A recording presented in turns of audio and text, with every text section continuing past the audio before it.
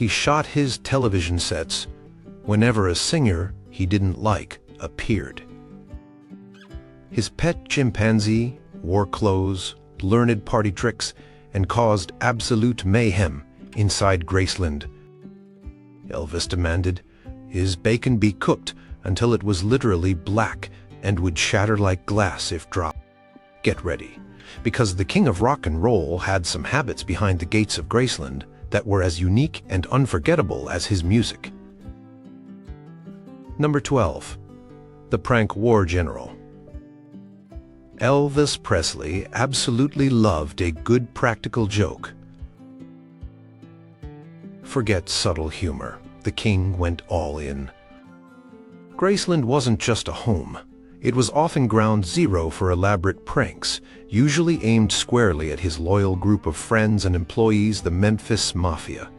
Think less whoopee cushion, more large-scale chaos orchestrated for his amusement. He had a particular fondness for fireworks, often setting them off unexpectedly indoors or tossing them near unsuspecting members of his entourage just to see them jump.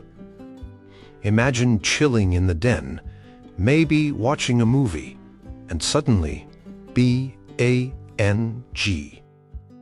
That was just another Tuesday night if Elvis was feeling mischievous. Water pistols were another favorite weapon in his arsenal. He'd engage in full-blown water fights inside the mansion, drenching his buddies regardless of what they were wearing or doing. No place was safe, no person immune, if Elvis decided it was time for a soaking. It wasn't just water and minor explosives. Itching powder was reportedly deployed strategically. Buckets of water balanced precariously over doorways were not unheard of. He delighted in startling people, in creating moments of unexpected, albeit sometimes messy, fun. For Elvis, these pranks seemed to be a way to blow off steam, to inject some playful energy into the often isolated world he inhabited within Graceland's walls. His laughter would boom through the house when a prank landed perfectly. The Memphis Mafia members learned to stay on their toes, always half expecting some kind of shenanigan when the king had that particular gleam in his eye. It was part of the price of admission to Elvis's inner circle, enduring the occasional firecracker surprise or strategically placed itching powder attack, all while trying to keep a straight face or maybe just joining in the chaotic fun. Number 11. The Extreme Germ Avoider. While Elvis presented a cool, confident image to the world, behind closed doors he harbored some specific anxieties, including a notable aversion to germs, particularly when it came to eating and drinking. This wasn't just a casual preference for cleanliness. It manifested in some very particular habits. One of the most cited examples is his reported insistence on using his own set of cutlery wherever he went, even when visiting friends' homes. Imagine showing up for dinner at someone's house and whipping out your own personal fork, knife, and spoon. For Elvis, it was apparently a non-negotiable. He didn't want anyone else's germs near his food. This extended to drinking vessels as well. Reportedly, he disliked drinking from any cup or glass that someone else might have used or even touched on the rim.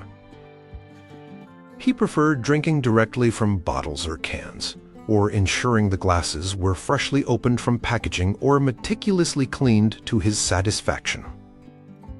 There are also stories about his bathroom habits, particularly in public or unfamiliar places. He was said to be extremely reluctant to use bathrooms outside of his own trusted environments, like Graceland or his hotel suites. The thought of using facilities that countless strangers had access to was deeply unappealing to him. At Graceland, cleanliness standards were naturally under his control. But outside those walls, He would go to considerable lengths to avoid public restrooms, if possible. This quirk highlights a less seen side of the superstar, a man who, despite his immense fame and public persona, had personal sensitivities and anxieties just like anyone else, albeit perhaps expressed in more unique ways due to his extraordinary circumstances. He needed his environment right down to the silverware to feel safe and controlled. Number 10. The impulsive gifting spree king. Elvis Presley's generosity was legendary, but it often went beyond simple kindness into the realm of astonishingly impulsive grand gestures. When Elvis felt generous, he didn't just buy someone a nice gift. He might buy them a brand new luxury car on the spot, often for the flimsiest of reasons, or simply because the mood struck him. Cadillacs were a particular favorite. There are numerous accounts of Elvis walking into a dealership, sometimes late at night after arranging for it to be open just for him, and buying not just one, but multiple Cadillacs at once. Who were the lucky recipients? Sometimes close friends or members of the Memphis Mafia. Other times, it could be complete strangers he'd just met, or people he simply saw admiring a car. One famous story involves him gifting a Cadillac to a bank teller, Meniel Person, whom he didn't know personally, simply because he overheard her admiring his own limousine while she was on her lunch break. He found out where she worked and had a brand new gold and white Eldorado delivered to her at the bank the next day. It wasn't just cars. Elvis was known to spontaneously buy houses for friends or family members. He'd lavish expensive jewelry, like diamond rings and necklaces, on people in his circle, sometimes seemingly on a whim. He covered medical bills, paid off debts, and handed out cash freely when he perceived a need or simply felt like making someone happy. This wasn't calculated philanthropy. It was impulsive spur-of-the-moment generosity driven by emotion. If seeing someone happy made him happy, and he had the means, which he certainly did, he wouldn't hesitate. While incredibly kind, the sheer scale and spontaneity of his gift-giving were certainly quirky. Imagine having a boss or friend who might casually drop $100,000 on a car for you because you happened to mention you liked the color. That was the reality for those in Elvis's orbit. Number 9. The karate fanatic. Elvis didn't just dabble in martial arts. He was deeply, passionately obsessed with karate.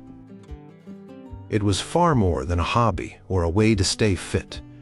It became an integral part of his identity, his stage presence, and even his daily life at Graceland. He started training seriously in the late 1950s while stationed in Germany with the U.S. Army, and continued with intense dedication for years. He achieved multiple black belt ranks in different karate styles, training under respected instructors like Ed Parker, founder of American Kenpo, and Hank Slemansky. Elvis took it very seriously, spending hours practicing katas, forms, and sparring. Graceland often became an impromptu dojo. He would practice his moves in the hallways, the driveway, or dedicated spaces. Members of the Memphis Mafia were often enlisted as sparring partners, whether they were trained martial artists or not. Imagine having to spar with your boss, who happens to be the king of rock and roll and a legitimate black belt. His love for karate heavily influenced his iconic stage performances in the 1970s. Those dramatic high kicks, chops, lunges, and stances weren't just random rock star moves. They were adapted karate techniques woven into his choreography. He even incorporated karate demonstrations into his live shows, sometimes cuting his skills to his adoring fans. He wore custom, designed karate uniforms and belts on stage, further blurring the line between performer and martial artist.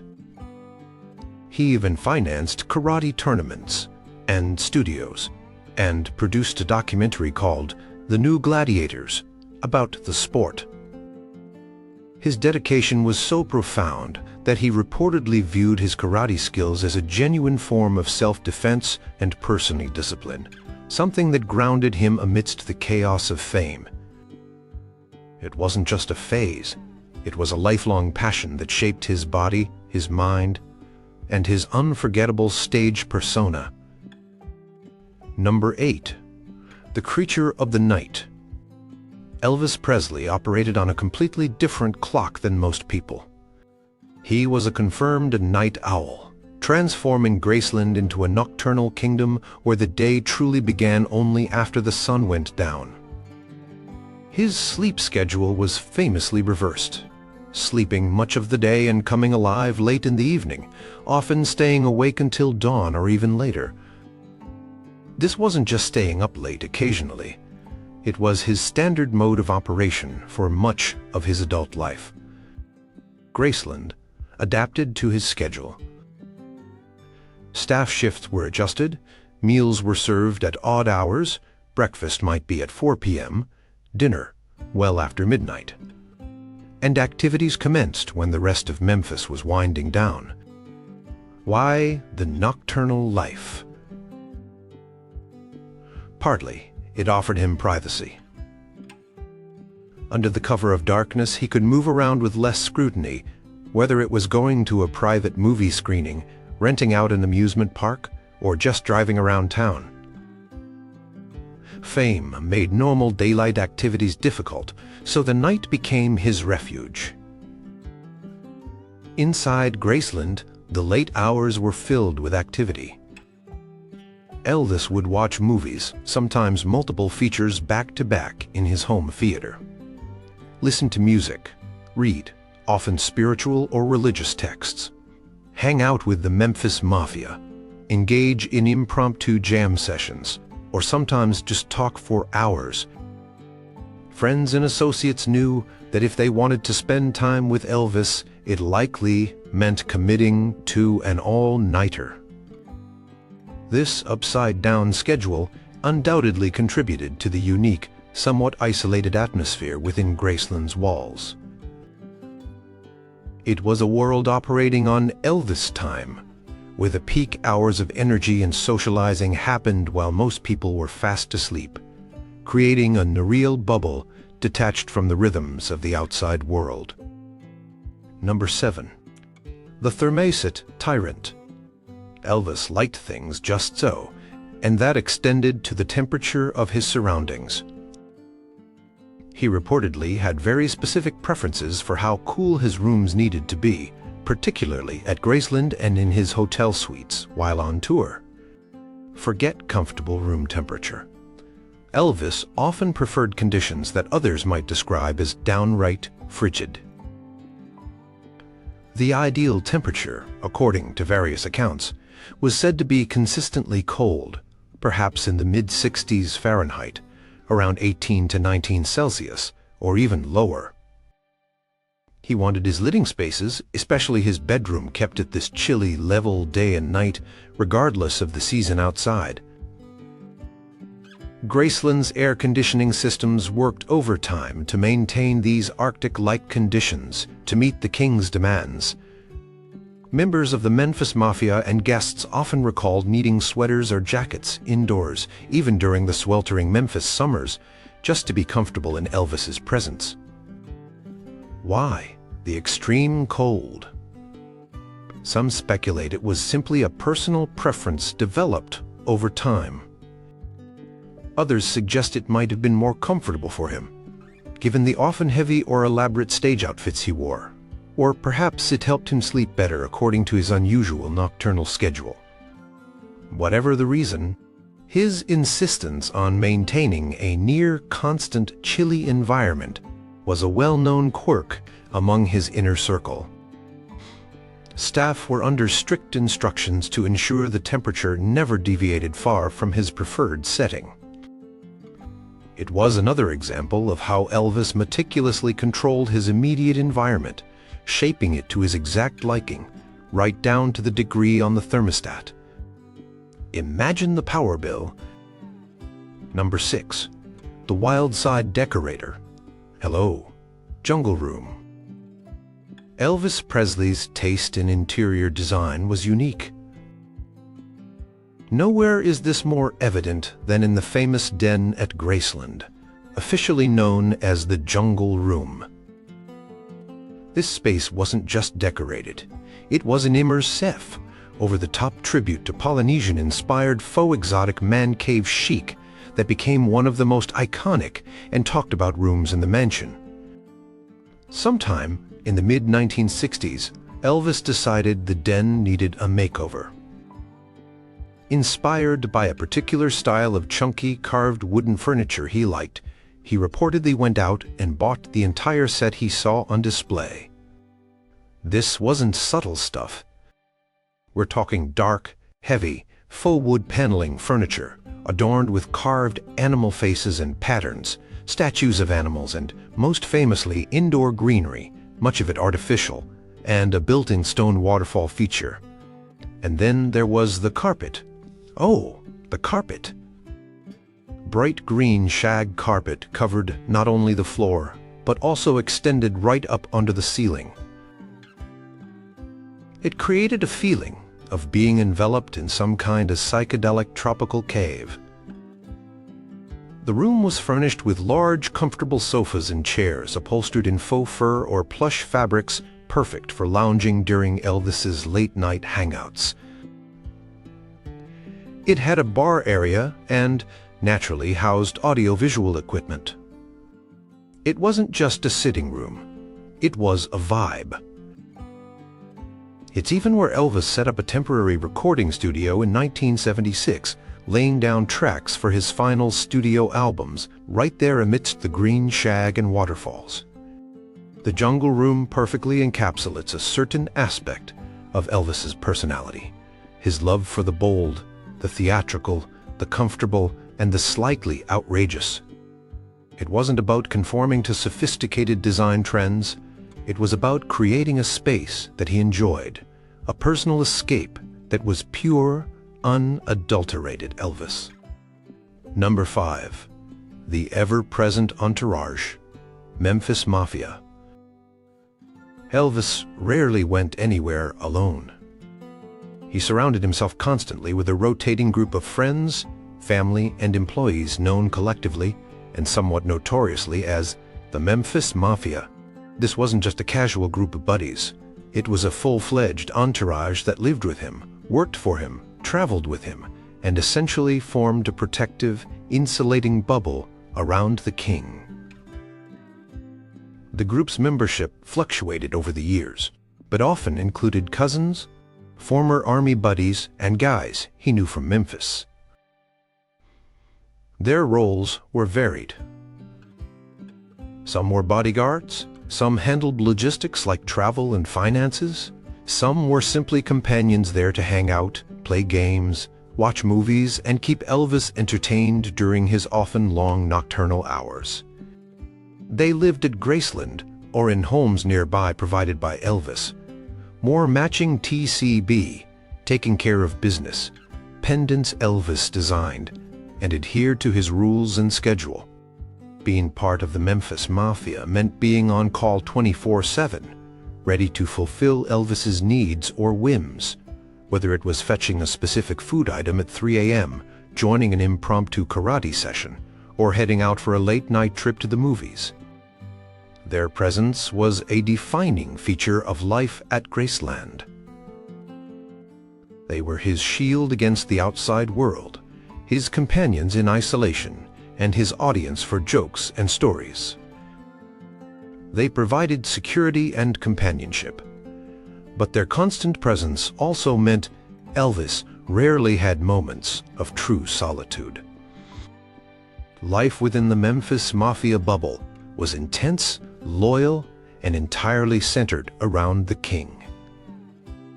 They saw sides of Elvis the public never witnessed, privy to his moods, his generosity, his quirks, and his volatilities.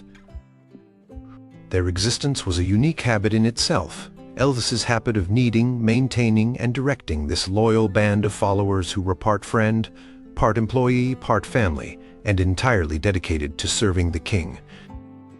Number 4. The Badge Collector. Extraordinaire. Elvis had a deep fascination and respect for law enforcement, and this manifested in an unusual and passionate hobby: collecting official police badges and honorary credentials. This wasn't just about admiring the police. Elvis actively sought out and cherished these symbols of authority, sometimes going to great lengths to obtain them. He amassed an impressive collection of badges, patches, uniforms, and honorary titles from police departments and sheriff's offices across the country. He often received these as gifts from law enforcement officials who were fans or whom he befriended. He treasured these items, sometimes carrying multiple badges with him, or even wearing them pinned inside his jackets or on belts. He saw them not just as collectibles, but as genuine symbols of the authority and respect he admired. His interest went beyond just collecting. Elvis often expressed a desire to be involved in law enforcement himself. He famously met with President Richard Nixon in December 1970, a meeting during which Elvis requested, and surprisingly received, a badge from the Bureau of Narcotics and Dangerous Drugs, hoping to assist in fighting the country's drug problems. He genuinely seemed to believe he could contribute in an official capacity. He owned police scanners, listened to police radio traffic, and sometimes even showed up at crime scenes or emergencies, offering assistance, which was usually politely declined, though his presence certainly caused a stir. He outfitted some of his personal vehicles with police lights and sirens. For Elvis, these badges weren't just metal objects. They represented a connection to a world of order, authority, and action that fascinated him, offering a stark contrast to the often chaotic world of entertainment. Number 3. The very specific. Food demands. When Elvis Presley got hungry, he didn't just want food. He wanted specific food prepared in a very specific way. Graceland's kitchen staff had to be ready around the clock to whip up the king's cravings, which were often simple Southern comfort foods but with uniquely demanding twists. The most famous, of course, is the peanut butter and banana sandwich, often with bacon added. But it wasn't just slapped together. It had to be made with specific amounts of smooth peanut butter and sliced banana, on white bread and then fried in butter, lots of it, until perfectly golden brown and crispy. Another legendary demand was for his bacon.